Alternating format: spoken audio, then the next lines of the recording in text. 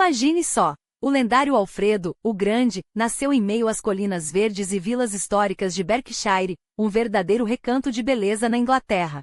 E aqui vai uma descoberta fascinante. Seu nascimento ocorreu entre 847 e 849, um período que os estudiosos confirmam sem sombra de dúvida. Não é incrível como a história se alinha quando olhamos com atenção? Seu pai, Eteovulfo, carrega um nome que ecoa nobreza, afinal, Wolf em inglês antigo remete a força e liderança. E não foi à toa. Desde 839, ele assumiu o trono de Wessex com maestria, consolidando uma dinastia que já durava 8 gerações. Sim, uma linhagem real que se estendia como um legado inquebrável, passando de pai para filho com a solidez de uma tradição ancestral. Mas não pense que a história de Alfredo começa apenas com seu pai. Sua mãe, Osburga, era filha de um alto oficial da corte de Wessex, um homem de origem juta, povo que deixou marcas profundas na formação da Inglaterra, especialmente na ilha de Wight. Osburga, aliás, era descrita como uma mulher de fé inabalável e caráter íntegro, qualidades que sem dúvida Alfredo herdou e ampliou. Agora, aqui vai um detalhe intrigante. Apesar de sua importância, não temos retratos fiéis de Alfredo. O que nos resta são descrições esparsas e algumas representações em moedas modernas. Mas não se engane, mesmo sem imagens, seu legado fala por si. Ele não era um homem comum, sua aparência, segundo relatos, era marcante e sua presença imponente. Alfredo chegou ao mundo como caçula de uma família unida, o quinto filho entre 4 irmãos e uma irmã. Cada um deles tinha sua própria história. Eteostano, o mais velho, era conhecido por sua determinação inquebrantável, enquanto outros, como Eteobaldo e Eteoredo, também deixaram sua marca como reis de Wessex, embora por períodos mais curtos. Mas foi Alfredo quem brilhou por muito mais tempo, transformando seu reinado em um marco. Sua infância, embora pouco documentada, guarda momentos decisivos. Aos 12 anos, ele aprendeu a ler, um feito notável para a época quando a educação era um privilégio raro. Mas foi aos 7 ou 8 anos que viveu uma experiência que marcaria sua vida, uma peregrinação a Roma, passando pela corte de Carlos, o Calvo, rei dos francos. Um jovem príncipe em meio a reinos e alianças, absorvendo lições que o preparariam para o futuro. E como reconstruir sua trajetória? Aqui a sorte nos sorri. Temos a biografia escrita por Acer, um monge galês que conviveu de perto com Alfredo em seus últimos anos. Seu relato, embora por vezes entusiasta, é a fonte mais rica que temos, um retrato vivo de um rei que equilibrou sabedoria, guerra e fé como poucos. Mas não paramos por aí. As crônicas anglo-saxônicas, os documentos reais e até os escritos do próprio Alfredo, sobre filosofia, leis e teologia nos dão pistas valiosas. Sim, a Inglaterra do século IX pode parecer distante, mas os fragmentos que sobrevivem pintam um quadro claro. Alfredo não foi apenas um governante, mas um visionário que moldou uma nação. E aqui está a verdade mais impactante. Entre a queda de Roma e a chegada dos normandos, nenhum monarca inglês deixou um legado tão bem documentado e inspirador quanto Alfredo, o Grande. Sua história não é apenas um registro do passado. É um convite para entender como um homem com coragem e intelecto pode mudar o curso da história. Mas Alfredo não foi apenas um rei poderoso e foi um governante de uma humanidade rara, cuja compaixão se entrelaçava com uma visão estratégica sem igual. Imagine, no coração da Europa ocidental cristã, ele liderava o maior e mais influente reino da época, não com o punho de ferro de um conquistador, mas com a sabedoria de quem entendia que a verdadeira grandeza se constrói sobre alicerces de justiça e cultura. Sua história, no entanto, começa muito antes dos campos de batalha ou dos decretos que reformariam a Inglaterra. E é aqui que os detalhes se tornam ainda mais fascinantes. Os primeiros anos de Alfredo são envoltos em mistério, mas cada fragmento descoberto revela um destino sendo forjado com propósito. Há um relato que sozinho poderia ser lenda, mas que, analisado com cuidado, desvenda uma verdade profundíssima sobre seu caráter. Quando tinha apenas 6 anos, o futuro rei foi desafiado por sua mãe, Osburga, a memorizar um livro de poemas anglo-saxões, com a promessa de que o volume ricamente ilustrado seria dado à criança que melhor dominasse as palavras. Alfred não apenas aceitou o desafio, ele o superou com uma facilidade que deixou a corte boquiaberta. Alguns historiadores questionam se o episódio ocorreu exatamente assim, mas o que importa não é a precisão do fato, e sim o que ele simboliza. Aqui está um menino que desde a infância demonstrava uma mente excepcional não para a guerra, mas para o conhecimento. Uma inteligência que décadas depois se traduziria em leis, traduções e reformas que salvariam um reino da barbárie. E há mais, estudos recentes confirmam o que suspeitávamos há séculos. Alfredo carregou consigo por toda a vida uma batalha silenciosa contra uma doença debilitante. Os sintomas descritos nos registros, dores abdominais crônicas, febres recorrentes, fraqueza física, coincidem com o que hoje identificamos como doença de Crohn, um mal inflamatório que na Idade Média seria não apenas doloroso, mas potencialmente fatal. E no entanto ele governou até os 50 anos, uma idade avançadíssima para a época, especialmente para alguém que lutava contra um corpo traidor. Isso nos diz algo crucial. Sua força não vinha apenas do físico, mas de uma resiliência intelectual e espiritual que o mantinha em pé quando outros teriam desistido. Agora, imagine um mundo em que Alfredo nasceu, um mundo que em menos de um século, passaria por transformações tão radicais que até hoje nos deixam atônitos. O Império Romano do Ocidente havia ruído no século V, e a Europa que surgiu de suas cinzas era um quebra-cabeça de reinos fraturados, onde tribos germânicas, francos, visigodos, anglo-saxões, disputavam território, poder e sobrevivência. Por quase 3 séculos, o continente mergulhou no que chamamos, equivocadamente, de Idade das Trevas, um período de descentralização, sim, mas também de fermentação cultural, onde as sementes do futuro eram plantadas no caos do presente. E então, no século VIII, algo mudou. Os muçulmanos, após conquistarem a Península Ibérica, avançaram pela França até serem detidos em 732, na Batalha de Tours, por um líder franco chamado Carlos Martel. Aquela vitória não foi apenas militar, foi o ponto de virada que impediu a islamização da Europa Ocidental e deu início a um renascimento. Seu neto, Carlos Magno, levaria esse movimento adiante, unificando grande parte do continente sob o manto do Sacro Império Romano-Germânico e desencadeando a chamada Renascença Carolíngia, um florescimento de arte, educação e poder centralizado que ecoaria por 1000 anos.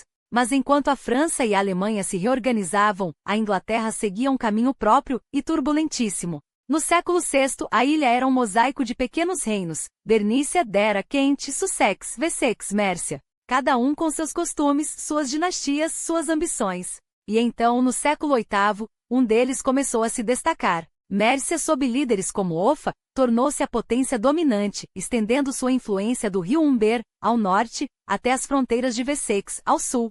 Por um tempo pareceu que a unificação da Inglaterra viria pelas mãos dos mercianos. Mas o destino tinha outros planos. Porque enquanto esses reinos lutavam entre si, uma sombra se aproximava do horizonte. Do norte da Europa, onde os fiordes cortavam a terra como cicatrizes, surgia uma força que mudaria tudo: os vikings. E quando eles desembarcaram nas costas inglesas, no final do século VIII, o equilíbrio de poder que Alfredo conhecia desde criança começou a desmoronar.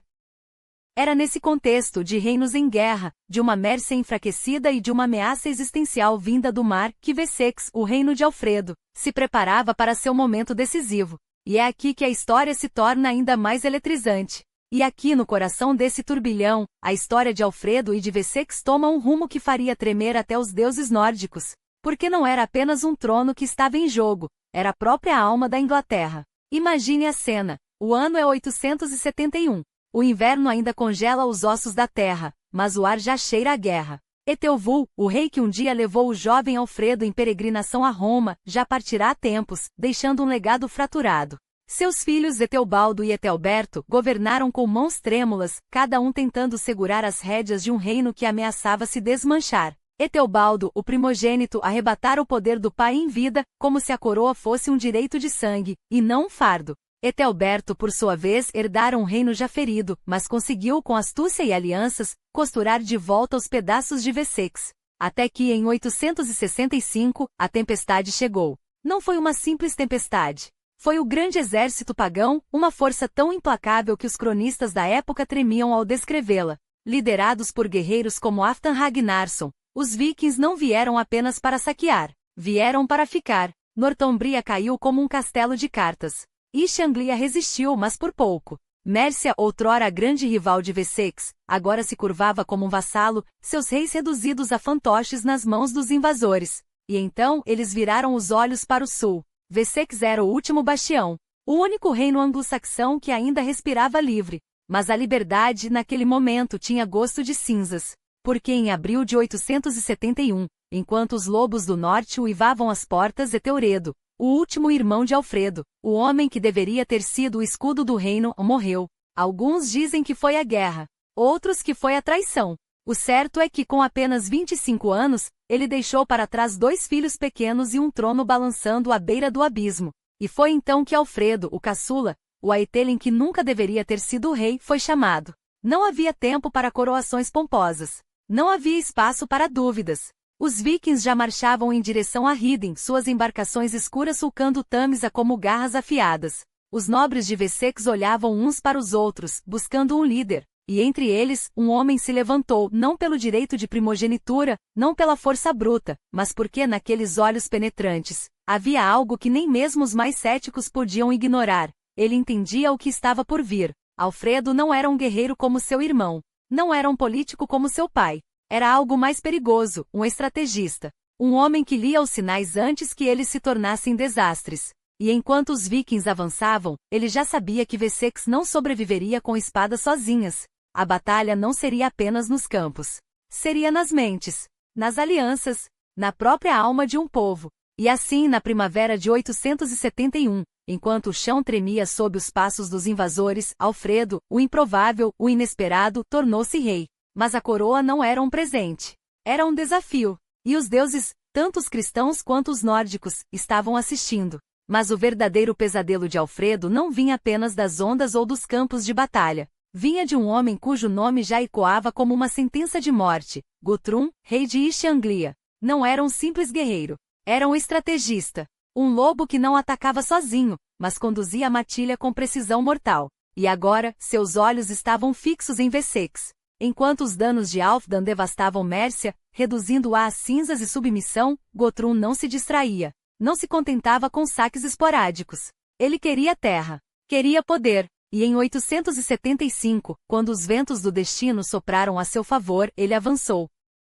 Alfredo já havia provado seu valor em Achon, onde o aço de Wessex cortou o orgulho nórdico como uma foice no trigo. Uma vitória que deveria ter sido o fim. Mas a guerra não é feita de um único golpe. É uma maré que sobe e desce, e os danos, como sombras, sempre voltam. E voltaram. Guthrum não era um inimigo que se deixava abater. Enquanto Alfredo reorganizava suas forças, o rei viking tecia alianças, fortalecia suas fileiras e, como um jogador de taflu implacável, movia suas peças para cercar Wessex. Os condados de Viltiri e Renpishar, o coração pulsante do reino, tremiam sob a ameaça. Cada aldeia, cada mosteiro, cada forte era um alvo. E Alfredo sabia, se caísse ali, tudo cairia. Mas um rei não se curva ao medo. Ele o forja em armas. E assim, enquanto Guthrum marchava para o oeste, decidido a esmagar de vez a resistência saxônica, Alfredo fez algo que nenhum de seus antecessores ousara. Ele reinventou a guerra. Não bastava ter homens. Era preciso tê-los prontos. Não bastava defender. Era preciso atacar. E não bastava lutar. Era preciso sobreviver. A primeira mudança veio do chão. Dos homens livres de Wessex, aqueles que carregavam o peso da terra e da honra. Alfredo os chamou. Não como camponeses, mas como guerreiros. O FYRD, que a milícia saxônica, foi reformulado, dividido, treinado. Metade sempre em armas, metade nos campos, em um ciclo que nunca deixava o reino desguarnecido. 27.000 homens, espalhados como uma teia por todo o território, prontos para se erguerem ao primeiro grito de alerta. Uma força que não dependia da sorte, mas da disciplina. Mas Alfredo não parou aí. Ele olhou para o mar. Os vikings dominavam as ondas como se fossem suas. Suas dracás cortavam as águas como lâminas rápidas e implacáveis. E Wessex? Wessex não tinha frota. Não tinha tradição naval. Não tinha nada até então. Alfredo ordenou a construção de navios. Não qualquer navio. Navios longos, ágeis, capazes de enfrentar os dragões nórdicos em seu próprio jogo. 60 remos por embarcação, cascos reforçados, proas afiadas como machados. Uma frota que não apenas defendesse as costas, mas que caçasse os invasores antes que pisassem em terra saxônica. Os cronistas diriam mais tarde que ele era o pai da marinha inglesa. Mas naqueles dias sombrios, ele era apenas um homem determinado a negar o mar aos seus inimigos. E ainda assim, mesmo com espadas afiadas e navios prontos, Alfredo sabia, a verdadeira batalha não era pelo território, era pela mente. Porque um reino não se sustenta só com muros. Precisa de esperança.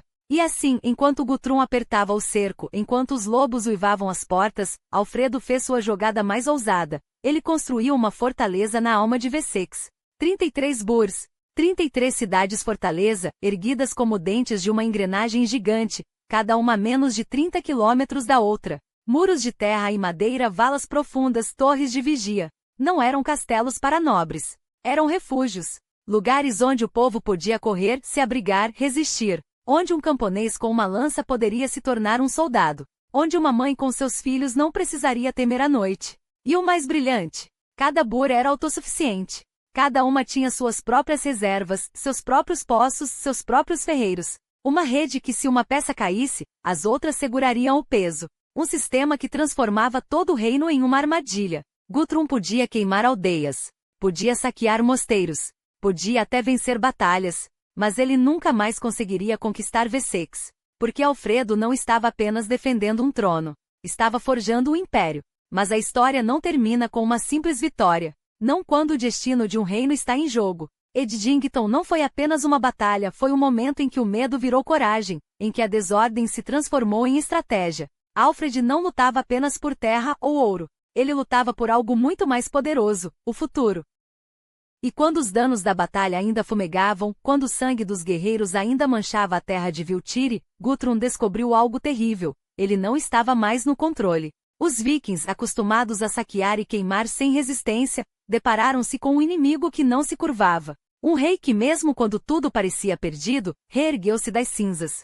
E agora, cercados em Chippenham, sem suprimentos, sem saída, os invasores entenderam a lição mais dura de todas. Wessex não era mais uma presa fácil. Foi então que as negociações começaram. Não como um pedido de clemência, mas como um reconhecimento de força. Guthrum, o mesmo homem que havia humilhado reinos e espalhado terror, agora se via obrigado a ajoelhar-se perante a realidade. E Alfred, com a sabedoria de quem sabe que a paz verdadeira não se ganha apenas com espadas, ofereceu-lhe um acordo. Mas não qualquer acordo. O Tratado de Vedmore não foi um ato de fraqueza, foi um golpe de mestre. Guthrum seria batizado, juraria lealdade ao cristianismo, e acima de tudo, reconheceria os limites de Wessex. Os vikings poderiam ficar com as terras que já haviam conquistado no norte e no leste, mas o sul? Aquele pertencia a Alfredo. Para sempre. E mais, o tratado não era apenas um papel. Era uma mensagem. Uma declaração de que, a partir daquele momento, a Inglaterra não seria mais um campo de batalha, mas um reino unificado. Que os saxões e os danos poderiam coexistir, sob as regras de Alfredo. Guthrum aceitou. Não por bondade, mas porque não tinha escolha. E quando as águas do batismo tocaram sua testa, não foi apenas um homem que se rendeu, foi um império que nasceu. Porque Alfredo não havia vencido apenas uma batalha. Ele havia redefinido o futuro. E enquanto Guthrum voltava para o leste, carregando consigo a humilhação de quem foi dominado sem nem mesmo perceber, Alfredo fazia algo ainda mais extraordinário. Ele começou a construir, não mais bures isolados, mas uma rede indestrutível. Não mais um exército de campesinos, mas uma máquina de guerra disciplinada. Não mais um reino frágil, mas uma nação que jamais seria quebrada. E assim, nas sombras de Edington, entre o sangue e a glória, Alfredo, o Grande, provou ao mundo uma verdade simples. Os impérios não são feitos por aqueles que conquistam, mas por aqueles que se recusam a cair. Mas Alfredo não se contentou apenas com a vitória em Edington. Enquanto os vikings, embriagados pelo cheiro de sangue e saque, impunham seus termos humilhantes, exigindo a conversão dos reis, a traição dos juramentos cristãos e a rendição de terras sagradas, ele viu além da derrota momentânea. East Anglia, Mércia, Northumbria, reinos outrora orgulhosos, agora reduzidos a pedaços de um tabuleiro de guerra. Os dinamarqueses riam, acreditando que a paz de Vedmore não passava de um suspiro entre batalhas, um acordo frágil como o gelo de inverno. Mas eles não conheciam Alfredo, porque enquanto Guthrum e seus homens se acomodavam em suas novas terras, celebrando a partilha de Mércia como se fosse um banquete eterno, o rei de Wessex tecia algo muito mais duradouro. Não era uma trégua. Era um plano. Cada cláusula do Tratado de Vedmore, cada fronteira traçada ao longo do Tâmisa, cada cidade cedida, cada moeda de prata trocada, era uma peça em seu jogo. Londres, que os vikings julgavam um prêmio secundário, tornou-se a joia estratégica que Alfredo jamais abandonaria. A Danela, essa cicatriz dinamarquesa na carne da Inglaterra, não seria o fim. Seria o limite. Um muro além do qual os lobos do norte não avançariam. E então, enquanto os outros reinos se curvavam ou se desintegravam, Wessex crescia. Não por acaso. Não por milagre. Por obra. Alfredo transformou a derrota em lição, a humilhação em combustível. Os burs que ergueu não eram apenas fortificações, eram declarações. Cada pedra assentada, cada vala cavada, cada homem treinado era um aviso: aqui vocês não passarão. E quando os vikings, anos depois, tentaram testar aquelas fronteiras, descobriram que a Inglaterra já não era a mesma. Não era mais um campo aberto para saque. Era uma fortaleza. Mas Alfredo sabia que espadas e muros não bastavam. Um reino se sustenta com ouro tanto quanto com aço. E assim, enquanto seus inimigos se embriagavam com o butim de guerras passadas, ele reformou o tesouro de Wessex. As minas de estanho e prata do sul, antes exploradas sem método, tornaram-se veias pulsantes de riqueza. Londres, reconquistada sem uma única batalha, fluiu de volta para suas mãos como um rio que retorna ao leito. Os eidages, aqueles impostos sobre a terra que muitos chamavam de fardo, eram na verdade o cimento de um império. Cada moeda cunhada, cada registro meticuloso, cada comerciante que atraía para seus portos era um golpe no futuro dos vikings. Porque enquanto eles dependiam do saque, Wessex investia. E o mais brilhante de tudo, Alfredo não governava sozinho.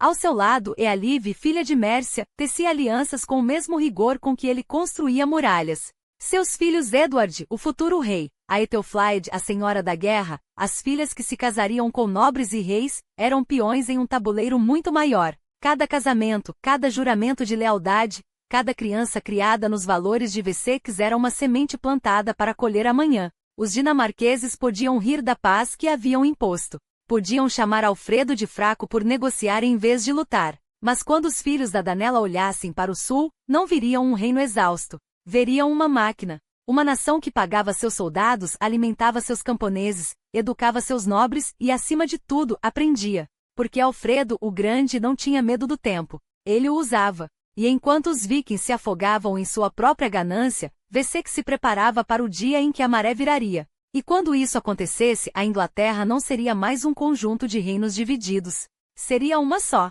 E os dinamarqueses? Bem, eles teriam que se contentar com as migalhas de sua própria arrogância. O Mar do Norte, com suas águas cinzentas e traiçoeiras, banhava os portos do sul de Wessex como um aviso silencioso. Não era apenas uma fronteira geográfica, era um espelho. E o que refletia? Uma Inglaterra que aos poucos deixava de ser presa para se tornar caçadora. Alfredo não se contentava em esperar os vikings nas praias, ele os atraía para armadilhas financeiras tão bem urdidas quanto suas fortificações. Cada moeda de prata que circulava nas mãos dos mercadores, cada tributo negociado com os dinamarqueses no norte, não era um sinal de fraqueza, era um golpe calculado. Porque enquanto os invasores se embriagavam com o ouro fácil, Wessex forjava algo muito mais valioso, um sistema.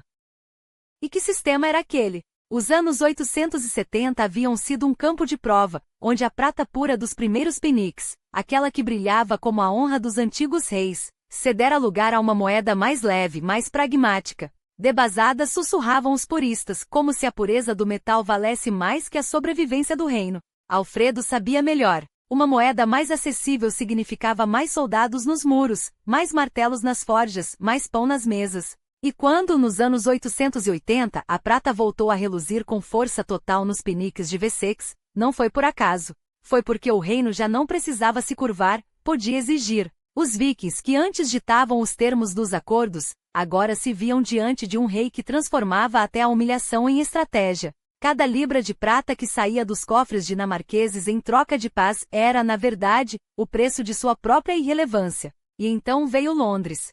Londres. A cidade que os romanos haviam abandonado como um cadáver e que Alfredo ressuscitou com a mesma determinação com que reconstruía suas leis. As muralhas de Londinium, outrora símbolo de um império distante, ganharam nova vida sob suas ordens. Os fossos foram reabertos, as torres reforçadas e o Tâmisa, aquele rio que já transportara legiões, passou a carregar algo ainda mais poderoso, a promessa de um futuro. Porque Alfredo não estava apenas defendendo uma cidade. Estava plantando uma semente. Os mercados de Sheepshead, que um dia seriam o coração pulsante da Inglaterra, já começavam a latejar sob seu reinado. Os mentiros reais, onde a prata se transformava em soberania, funcionavam a todo vapor. E os soldados de Wessex? Eles não estavam apenas de passagem. Estavam ficando. Mas Alfredo não governava apenas com espadas e moedas. Ele governava com palavras. Seu código de leis, forjado nos anos 880 e 890, não era um amontoado de proibições. Era um pacto. Um pacto entre o rei e seu povo, entre o passado e o futuro, entre Deus e a terra. Lealdade acima de tudo, dizia o primeiro artigo, como se o próprio pergaminho ecoasse a voz do rei. E que lealdade era aquela? Não a dos vassalos tremulosos, mas a dos homens que sabiam que suas vidas valiam mais do que o capricho de um senhor. Alfredo não inventou a lei, ele a aperfeiçoou. Tomou os códigos antigos de Ine de Wessex, as diretrizes dos papas, até os princípios mosaicos, e os fundiu em algo novo. Um sistema onde a justiça não era um privilégio, mas uma obrigação. E para aqueles que duvidavam de sua severidade, basta ler as penalidades: traição, morte, roubo, mutilação, desrespeito ao rei, um lembrete doloroso de que a ordem não se mantém sozinha. Mas, e aqui está a genialidade de Alfredo, até a punição tinha um propósito. Cada multa, cada castigo, alimentava o tesouro real, que por sua vez alimentava o reino. Os dinamarqueses chamavam isso de ganância. Alfredo chamava de sobrevivência. E enquanto eles ainda discutiam se deviam saquear ou negociar, Wessex já havia decidido, não haveria mais escolhas. Haveria apenas uma Inglaterra. E ela nasceria das cinzas da divisão, forjada pelo aço de suas leis, pelo brilho de suas moedas e, acima de tudo, pela visão de um homem que entendia que reinos não são conquistados apenas com espadas.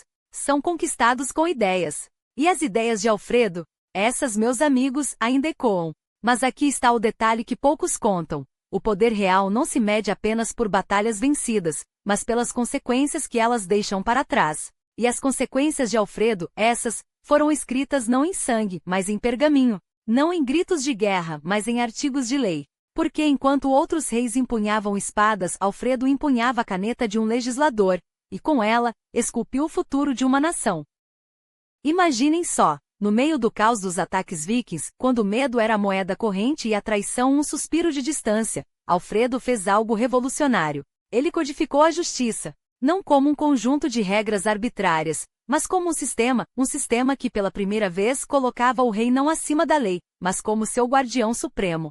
Foi ele quem definiu com precisão cirúrgica o que era felonia e o que era traição, distinguindo o crime do pecado, o castigo da vingança. E esse código? Ainda hoje, ele lateja nas veias do direito inglês. Cada cláusula, cada penalidade, cada princípio de equidade que vocês veem nos tribunais modernos carrega o DNA daqueles manuscritos do século IX. Não é coincidência. É herança. E não pensem que foi um trabalho solitário. Alfredo sabia que leis sem aplicação são como espadas sem gume. Por isso, ele forjou algo ainda mais poderoso, um exército de sábios. Homens que não apenas interpretavam as leis, mas as ensinavam, as disseminavam, as tornavam vivas nos vilarejos e nas cidades. Porque para Alfredo, o verdadeiro poder não estava em governar um povo ignorante, mas em elevar um povo instruído. E foi assim que Wessex se tornou não apenas um reino, mas um farol. Ah, e falemos do dinheiro porque sim, até mesmo as moedas contam essa história. Enquanto os vikings saqueavam mosteiros e queimavam documentos, Alfredo cunhava prata com a efígie de um reino unificado. Cada moeda era um manifesto, aqui a ordem, aqui a futuro. E não era apenas simbolismo. Ele reformou a arrecadação, padronizou os pesos, criou um sistema fiscal que financiava exércitos sem esmagar o povo. Genial? Sem dúvida. Necessário? Absolutamente. Porque um reino que não pode se defender está condenado, e Alfredo não governava para perder. Mas, e aqui vem a pergunta que muitos fazem: o que dizer da Igreja? Afinal, como conciliar a guerra santa contra os pagãos com a reconstrução de mosteiros? Como justificar a aliança com Roma enquanto se negocia com invasores que queimavam crucifixos? A resposta? Alfredo não escolheu entre Deus e a espada. Ele usou os dois. Reergueu Athelney, fundou Shaftesbury, transformou Winchester em um centro de erudição enquanto mantinha os vikings à distância. Porque para ele, a fé não era um luxo, era a argamassa que mantinha o reino de pé. E se alguns bispos murmuravam que ele ia longe demais, que misturava demais o sagrado com o profano? Bom, a história não se escreve com murmúrios. Escreve-se com atos. E que atos? Em 878, em Edington, ele não apenas derrotou Guthrum, ele o converteu. Não por piedade, mas por estratégia. Porque um viking batizado era um viking que podia ser integrado, controlado, transformado em aliado.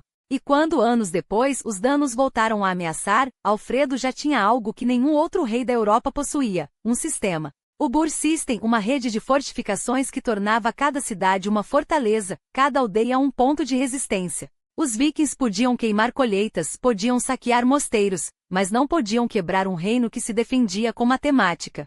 Sim, matemática.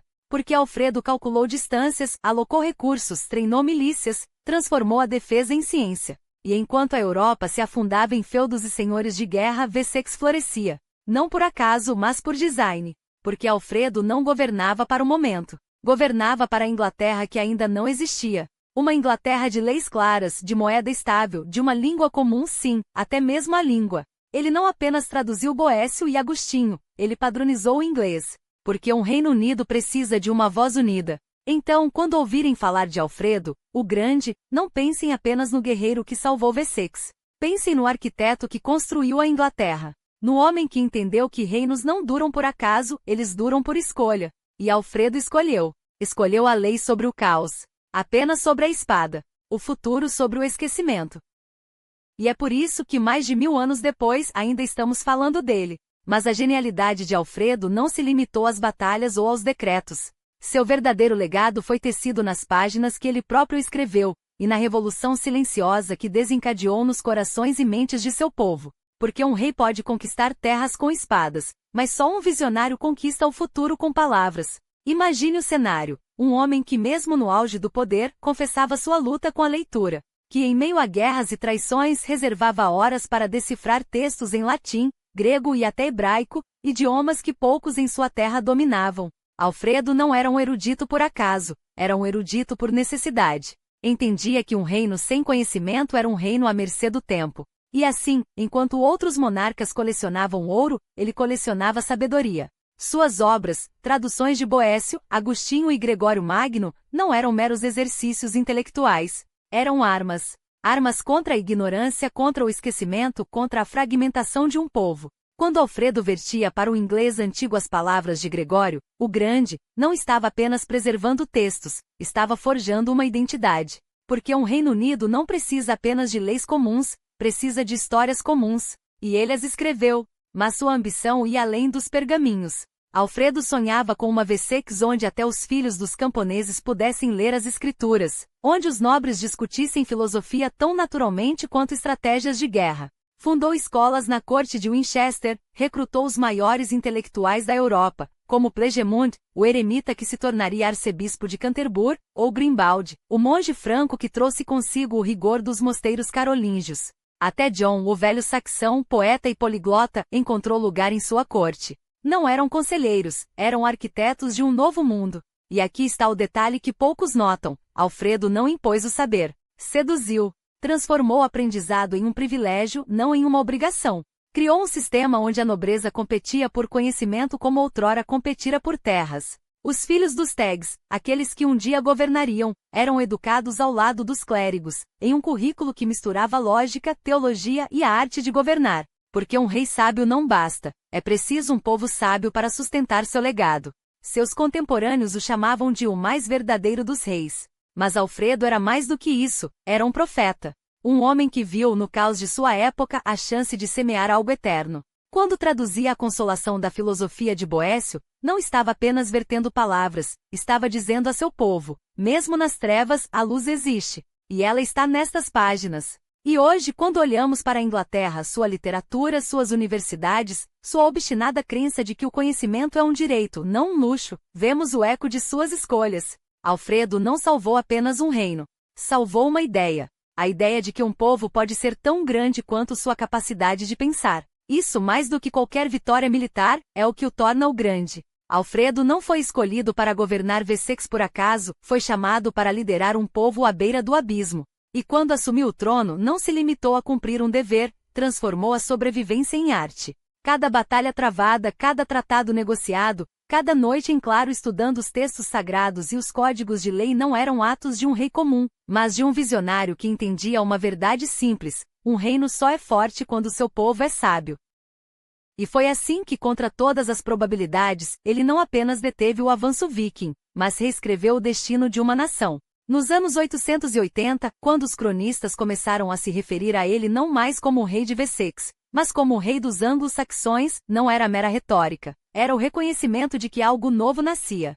Sob seu cetro, os fragmentos de um povo dilacerado pela guerra começaram a se unir. Londres, arrancada das mãos dos invasores, tornou-se o símbolo dessa ressurreição. Mércia, embora nominalmente independente, curvou-se à sua influência como um rio que encontra seu leito. E as alianças com os príncipes galeses não eram concessões, mas laços estratégicos tecidos com a paciência de quem constrói para durar. Alfredo não conquistou apenas territórios, ele forjou uma identidade. Quando, nas décadas seguintes, seus sucessores estenderam as fronteiras de Wessex até abarcar Northumbria e East Anglia, não estavam apenas expandindo um reino, estavam realizando o sonho de um homem que ousou imaginar uma Inglaterra unida.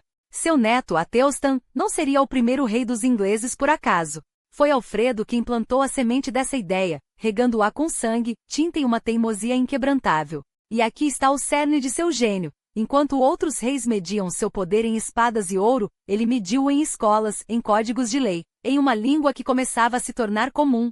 Quando morre, em 899, aos 50 anos, talvez vítima das mesmas enfermidades que o acompanharam na juventude, deixa mais do que um trono.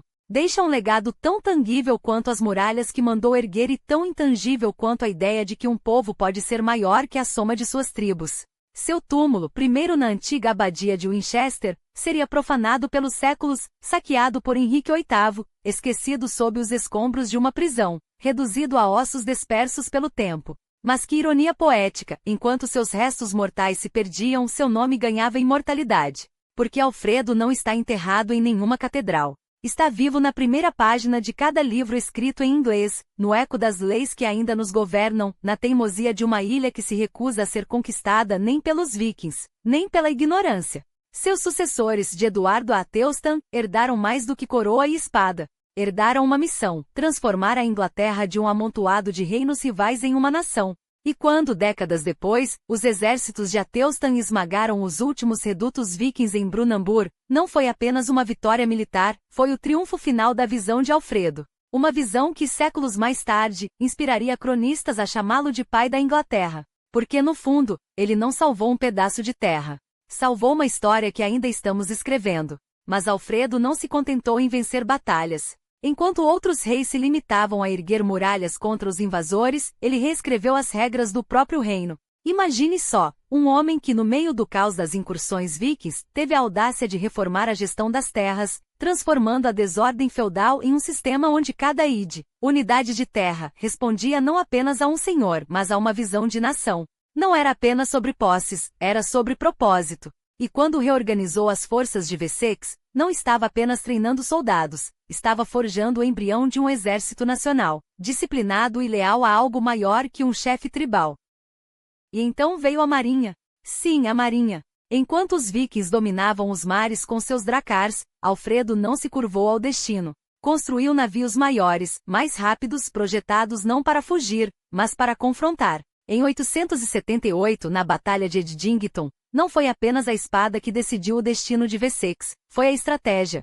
Ele cercou Guthrum, o líder viking, e impôs um tratado que não era apenas uma trégua, mas uma rendição cultural. Os danos pagaram por suas terras converteram-se ao cristianismo, e pela primeira vez, um rei inglês ditou os termos aos invasores. Não era o fim das incursões. Afinal, os lobos do norte não desistem tão facilmente. Era o início de uma nova era, a era em que a Inglaterra aprendia a se defender e a atacar. Mas Alfredo sabia que espadas e navios não bastavam. Enquanto os vikings queimavam mosteiros e saqueavam vilas, ele reconstruía não apenas pedras, mas almas. Fundou escolas, traduziu obras latinas para o inglês antigo. Sim, ele mesmo vertia Boécio e Agostinho enquanto governava um reino em guerra. E revitalizou a igreja não como um poder distante, mas como pilar da identidade saxônica. Porque um povo sem memória é um povo fácil de conquistar. E quando os cronistas medievais chamaram sua corte de o farol da sabedoria na escuridão, não era exagero, era testemunho. Claro, houve traições.